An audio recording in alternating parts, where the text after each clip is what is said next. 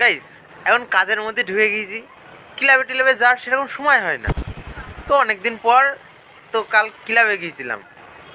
শুরুর থেকে এই রতন দেখি খুব তেরা তেরা কথা করছে, মানে আমার সহ্য হচ্ছে না। তো ঝামেলা বেঁধে গেল, প্রচুর ঝামেলা বেঁধে গেল। তো ক্লাবে যারা সিনিয়র মিনিয়র ছিল তারা বললো বাড়ি চলে যা, বাড়ি চলে যা। আমি বাড়ি চলে আসলাম, ঠিক আছে। কিন্তু ওকে আমি কিছু করতে পারিনি, আমার একটা রাগ ফুটছিল মনে। আমি শুধু ভাবছি ওকে কী করে সাহায্য করা যায়, কী করে সাহায্য করা যায়।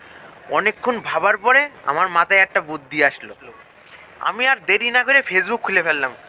তাড়াতাড়ি ফেসবুক খুলে একটা অচেনা মেয়েকে আই লাভ ইউ লিখে আমার নাম্বারের জায়গায় রতনের নাম্বার দিয়ে দিলাম। সেই পরের দিন শুনে দেখি ওরা গার্লফ্রেন্ড বয়ফ্রেন্ড হয়ে গেছে। আমি কেন মরি না? আমি শুধু ভাবছি গাইস, আজকে যদি রতনের নাম্বার না দিতাম, আমার নাম্বার দিতাম, তাহলে আজকে আমি ওর বয়ফ্রেন্ড হতাম। লোকের খারাপ চাইলেও আমার দ্বারা খারাপ হয় না, ভালোই হয়ে যায়। কি করব, লোকটাই ভালো।